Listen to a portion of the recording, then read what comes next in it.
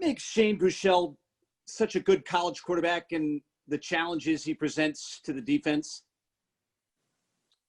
Well, he's a good quarterback. I mean, I don't know. I mean, obviously you play at Texas and obviously he's at SMU right now. I mean, he's highly regarded. I mean, he throws the back shoulder. I know the one thing that stuck out to me, he's thrown some back shoulder fades as good as anybody that I can ever remember. I mean, he's very accurate. He's mobile. You know, they've had a change in coordinator, so I'm sure there's some learning going on there. But, I mean, he's as accurate and as good a quarterback that, you know, we've seen in the last couple of years. Thanks, Coach. Thanks, Scott. Graham Knight, do you have anything?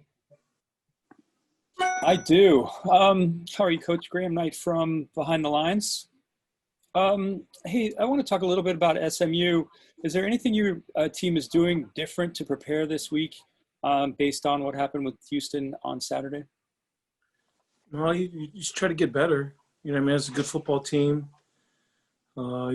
Things that you got to improve on, you try to work on is your wins and losses. I mean, you just continue to try to get better. You know, I mean, that's all you can do. A couple of weeks ago, you talked about assignments when it came to the option. I'm kind of curious.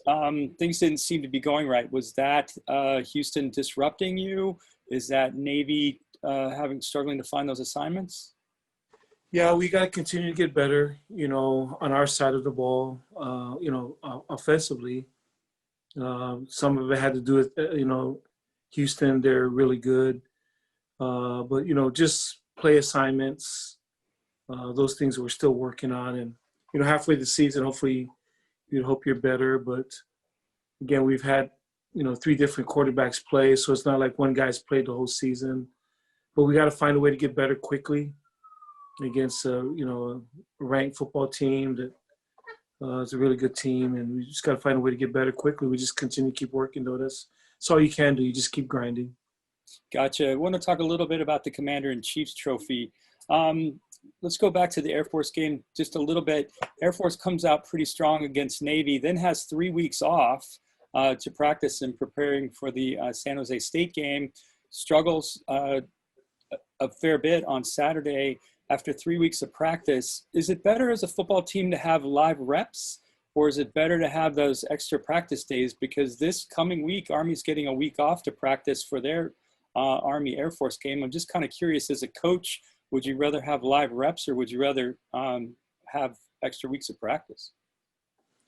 I don't know. It's a great question. Some years it's been good to have the bye. Some years not. It depends on how you're playing. If you're playing well, you don't want the break. I mean, it changes. Each team's different. Each year is different. It depends how things are going. Gotcha.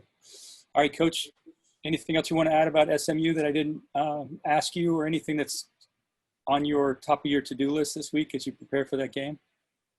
No, thank you, Graham. All right, thank you. Aaron Summers. Hey, Coach. I also work for Behind the Lines with Graham. You mentioned the need to get better. What are some of the specific things that you'd like to see your team get better at? Well, I think offensively, just operating in the option game. I mean, that's what we are. We threw the ball. I think Dalen's throwing the ball well. Our guys are catching the ball well. We got to protect better. But just our offense, just operating offensively.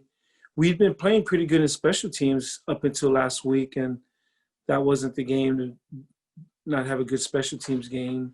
That was a critical part of the game this past week. So hopefully we continue to get better there. We're still trying to get better at tackling. I think we're getting better on defense, though. From the first game to now, we've definitely improved on defense. But, there's still assignments. There's still tackling and stuff. I mean, that's always going to be the case. But we're just continue to stay at it, keep grinding. Looking at SMU and what they do, what are some of the things that you're focused on to try to offset for this coming weekend? Well, again, I mean, he's just talking about Shane. I mean, he's a really good quarterback, Shane. So he's when you got a veteran quarterback like that is very steady, knows what's going on, that's a tough deal. I know they've had some injuries in their skill position, but they still have really good guys. Rice is a really good receiver. Have some new faces on defense, but the guys that are returning are good players, and we saw them last year. Sonny's a good football coach. Since he's been there, he's done a tremendous job there. So we know that they're going to be well prepared in all three phases. They're at home. I know they're going to want to bounce back. They're a ranked football team. So a lot of that area for us, going on the road, playing a ranked team, it's going to be a tough challenge for us. Thanks, Coach. Thank you. John Schofield.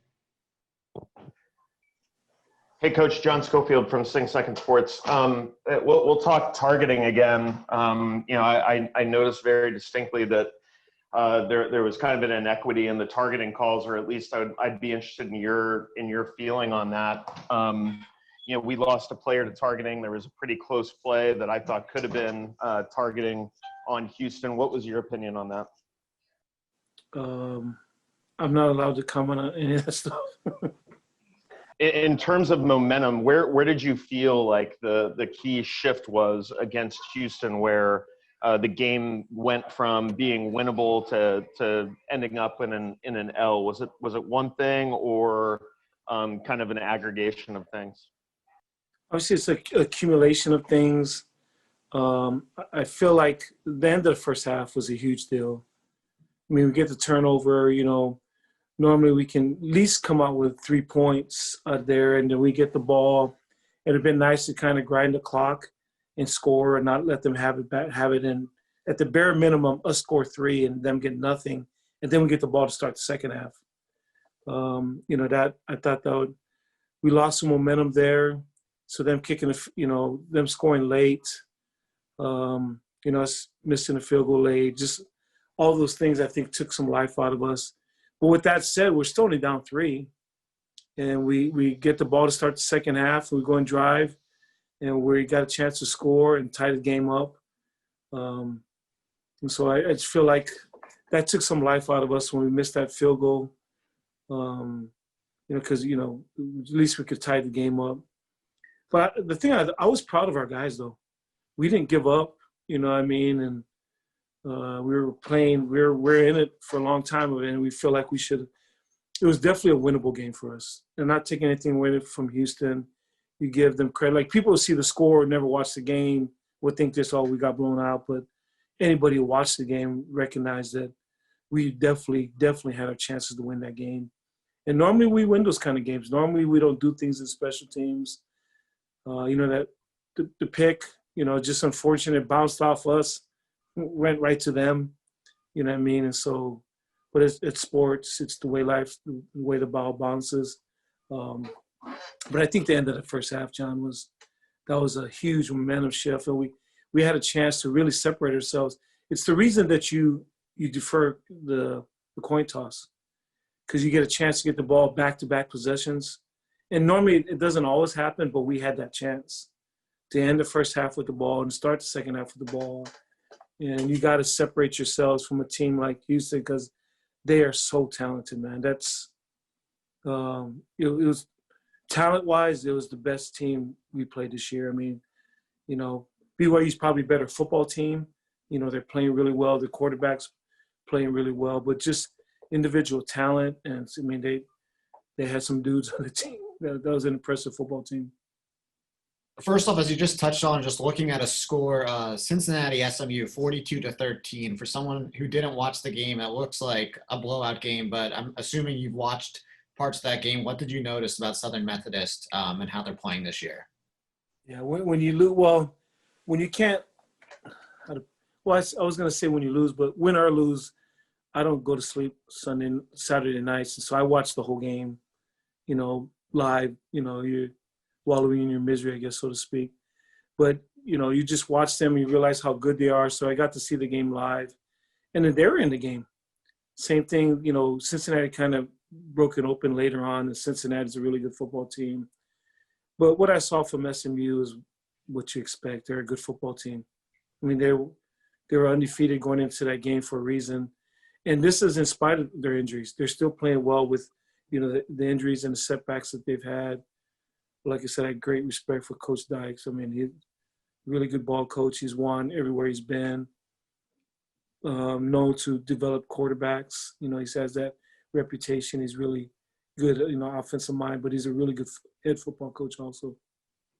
And then my other question is going to the kicking game. Bijan's been incredible all season. Did not have his best game of the year against Houston. Kicking's such a mental game as well as a physical game. What do you say to a player in his shoes to cheer him up but not get him in his own head and help him get out of this last game?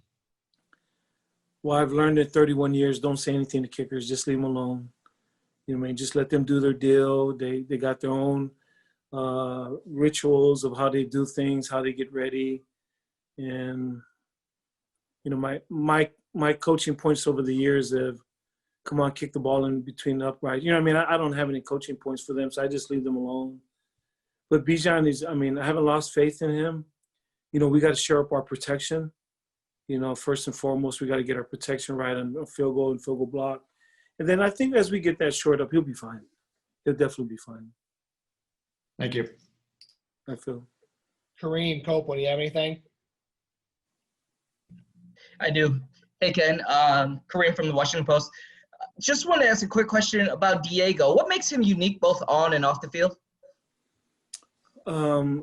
Even though Diego is not captain per se, he's definitely one of the leaders on our team. He leads by example. He's one of the hardest working guys on the field.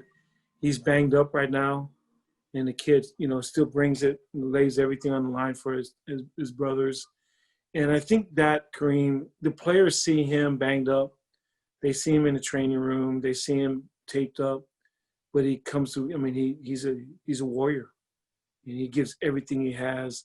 And you can't help but have respect and love when you see one of your brothers laying everything on the line for your team, for each other, for his teammates. And that's why our guys, they'll do anything for Diego because you do likewise for them. Quick and easy. Thank you. Thank you. Wags. Hey, Coach. Dalen, we just spoke with Dalen, and he had said in the immediate aftermath of the game he didn't make some checks that he should have. And then I asked if when he watched the film, did he feel that was still the case? And he said yes. Is that something you got to maybe put some emphasis, you and Coach Jasper, this week with regard to trying to get Dalen? Because those checks are important. If you don't get into the right play, it's a little hard to be successful. Most definitely. We're definitely going to continue to work on that. He did some good things. He threw the ball well. I thought his option mechanics were good, or better. He's getting better, so you see that. But we just got to continue to work on the overall operations of the game, and he'll do it. Still have faith in the kid. He hasn't played a ton of games still, and you can be in the film room and see things, and some not all. Well, our meetings are virtual now. In person,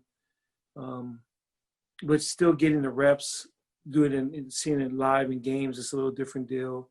He's getting more comfortable with it, but we got to keep working on it. But I have faith in him, and I know that Coach Jasper will do a great job. And like you said, Coach Jasper and I have to do a great job of helping him manage all that. You had said after the game it was hard to get – you weren't able to knock them off the ball, as you said.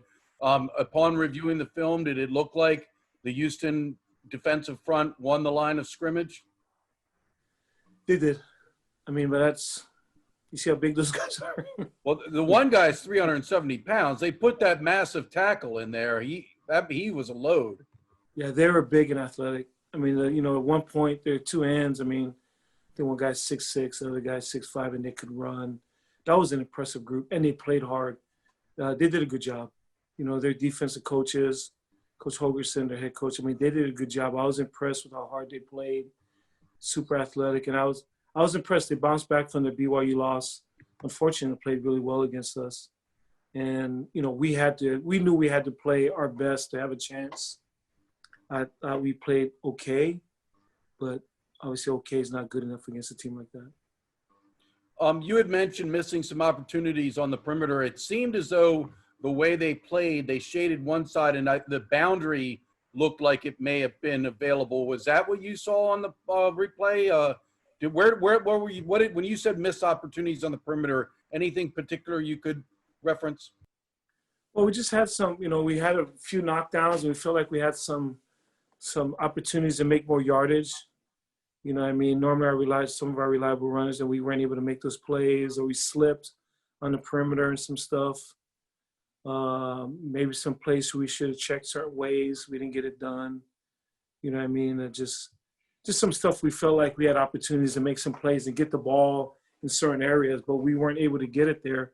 And when we did get it there, you know, we either slipped or something happened where we normally make more people miss and get more yak yards, and we didn't get many yards after contact there. Yeah, I think one of the plays, like C.J. Williams, there was one play where he should have cut outside instead of inside. He didn't use his block properly. I know what you're talking about. Can you talk about bouncing back? Obviously, it's a tough situation. You've got to go on the road to a very good team, a ranked opponent, but, you know, that doesn't matter. You still have to try to get a win. You don't want to allow one loss to turn into two. Well, it's always one of those ways when you win or lose. And like I said, you guys know I say the same thing every week, but that's the truth. You know, everybody thought we had laid down after the Air Force game. You have to move on. You know what I mean? It's just, and that's just professional. You look at any teams, you look at sports and stuff, it's so week to week, man. And in our league, I mean, you know, it's anything can happen. You know, there are a lot of good teams, and you just keep playing. You know, you learn from the last one, you try to improve, you come back to work, which our guys will do, and I have great faith in them doing that. Like I said, I'm you know, upset that we didn't play as well as we would like, but I was really, really proud of the way we fought to the end. I mean, our guys are still flying around at the end. They just kept going. So that gives me resolve that our guys, their grit is pretty tough. I mean, pretty strong this year, and I know we'll continue to keep persevering. Describe what happened on that long touchdown pass to Ryan, and how cool is it to make such a big play with a guy you've been playing with for 4 years now? It was a great call. They dialed it up. We didn't get the look that we wanted originally, but the safety ended up rolling down. And you know, me and Mitch have always been saying for about 4 years now, we're gonna connect for a long touchdown one day. So to get one to him really meant a lot. And how nice is that to have a healthy Ryan Mitchell out there for you now? Oh, a healthy Ryan Mitchell is really dangerous, so it's really good to have him out there. And he kind of made you look good on that diving catch too, right? Oh, he made me look really good on that diving catch. I know that your guys are trying to get together both the passing game and the option together. What's the thing that you think needs to click the most to do that? So 1 week you're not just running the ball well, and then the next week just throwing the ball well. I think it's just execution. We got to execute collectively as one offensive unit, and I think if we do that, we'll be good moving forward. How important have Billy Honecker and Peter Nestrowitz been for you, knowing that you've got them there to your right side every time you snap the ball? It's awesome having those guys right there on my right side. You know, those guys have a lot of experience, played in a lot of games, so I always lean on them when we're out there on the field. What's it like now in practice, now that you guys are getting towards the middle of the season and things have settled in with all the protocols and things of that sort, and you really know what you have to work on to be a better football team? Knowing like what's coming, knowing what you have to do to get better each week is kind of comforting. You know what's ahead, and you know what you have to do so you can attack it full speed. Everybody talks about your counterpart at quarterback for SMU, but how about their defense, the Mustangs that you've seen off the tape? They're fast, they're physical, and they're athletic. So it'll definitely be a good showdown Saturday night. Also, it must be neat for your teammates that are Texans to be able to go back home and play at home. Oh, for sure. I wish we could throw Alabama on the schedule so I can go back home. But, yeah, I know they're excited to go back home for sure. Yeah, we'll work on that. We'll have Coach Gladchuck give a call to maybe Coach Saban and maybe work something out for you guys. See if we can work that out. Exactly. I know how much you respect and admire your father. And for folks who don't know, your father's a narcotics agent and a man of real faith. What has he taught you that's helped you to be a better man and also to be a better leader on the football field? My father has taught me a lot, most of what I know in this world. And he's always taught me to keep God first. I think that's probably the biggest thing. Keep God first and let everything else work itself out. You keep God first, and you stay humble, and you keep working hard, and things will work out in your favor. Have you been able to rely on him and go to him as things might have been tough through your times at Navy trying to get up that depth chart? You've been able to get some spiritual help from him? Oh, he's been at times that nagging ear. So he's been there every step of the way, and I love him for that. And yeah, he's always been there, and I will forever be grateful for him and love him for that. And finally, what's it been like, and why are you and Nelson such good friends, and how important has he been to your career at Navy? Nelson is my guy. I really think our relationship started off of movies and food. We both love movies and we love to eat. So I think that's how that relationship started and just kind of blossomed from there. Well, keep chowing down and watching the good films with him. Thanks a lot. Thank you. I don't know if you've had a chance to do your film breakdown and meet with Coach Jasper, but you had spoken in the immediate aftermath of the game about not checking plays properly. You seem to feel like you didn't do that. After you were able to watch the film, was that correct or no? That was correct. There were some defensive looks that Houston gave us that we had plays on that needed to be checked, and I didn't do that. So that's a missed assignment on my part. And unfortunately, I had too many of those, and it led to us not executing on our side of the ball. What would be some of the things that you want to work on this week? I mean, if you had to pinpoint like some key things you want to work on this week and moving forward to improve as a quarterback, what would they be? It would definitely start at the footwork level. Footwork is everything, and watching the film, my footwork isn't where it needs to be. So definitely go back to the grassroots of it, the fundamentals, going back to the footwork, and then just be able to see different looks and make the adjustments. Can you talk about bouncing back? I mean, obviously you don't want one loss to turn into two, and we obviously know this is a very tough stretch against outstanding teams. You go on the road to face a ranked opponent at SMU, but just the importance of trying to bounce back this week, even though you are on the road? We can't let Houston beat us twice. I think that's something that we preached earlier in the year, not letting BYU beat us twice. We can't let Houston beat us twice. Houston was a game that we felt like we could have won, but we just couldn't finish down the stretch. But we have to learn from it, move on, and move forward to SMU. And obviously, I mean, Coach Jasper and Coach Niumatalolo are the experts of this offense, and they know how to get things fixed. You think, that's another key this week is kind of just everybody putting their heads together and figuring out how to get the offense running a little more smoothly, because we know what this offense looks when it's clicking on all cylinders. Yes, sir, I do. Coach Niumatalolo and Coach Jasper they're the godfathers of the triple option. They've been doing this for longer than I've been alive. So when they put their heads together, I know they're going to come up with a great plan, and hopefully we can execute it come Saturday. Hey, Dalen, John Schofield from Sing Second Sports. So, you have to have a very short memory when it comes to being a quarterback, especially coming off of a loss like that. What do you really think you're going to learn the most from that game? And then what can you really do in order to score against a very good SMU defense? Well, moving forward, you get at the quarterback position, that's one of the first things you learn is to have a short memory and move on. Like the interception, you got to move forward, move on from it. But we're facing a great SMU team, but if we execute our offense, I think we'll have a successful night. I think that's what it comes down to is execution. And if we do that, I think we can win this football game. Dalen, congratulations on a career-setting touchdown pass. That was an exciting play to see.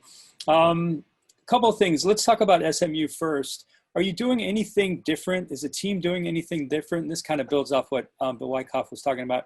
Anything different to prepare for SMU based on how the game went last week against Houston? No, sir, we're not. We're just moving forward. We learn from it. Like our schedule is our schedule. Every week we have the same routine, and we're gonna get back to it. Like today, we had our meetings, watched the film, saw the breakdown, and later this afternoon we'll get back at it again. But we're not doing anything different. Just a new week, new opponent, new opportunity. Gotcha. Hey, I want to take a step back and talk a little bit about strategy in terms of preparing for a game or preparing for the next big game. Would you prefer to like have an extra week of practice and then have a big game, or is it better to are live reps better? Well, coming off of a loss, you definitely don't want an extra week of preparation. Definitely want to get back out there, have another opportunity to get a win. But I mean, always more preparation you have, I think the better you'll perform. But we don't have an extra week here. I don't even think we have a bye week until like Army or something like that. So we just got to keep going, keep moving forward, and try to get better every day. Gotcha. And then last but not least, I want to talk a little bit about, we're trying to kind of create an essence and give people an understanding of what it's like to be inside of Navy competing for the Commander-in-Chief's trophy. You know, it looks a certain way from the outside, but I'm just kind of curious, what does it really mean to be on the inside and to really compete for that coveted award? On the outside looking in, when I was in high school, like the fans, I didn't really know much about it, but I always saw that those are some tough games, real physical games. But now, like being inside of it, it's kind of like you always keeping track of what they're doing, the other two teams. Like I catch myself come Sunday morning or Saturday night, checking the Air Force and Army scores, seeing what they did. But right now we can't focus on that as a team. As a team, we got to focus on SMU and try to get a win come Saturday. All right. Well, thank you for your time. We look forward to seeing you play on Saturday.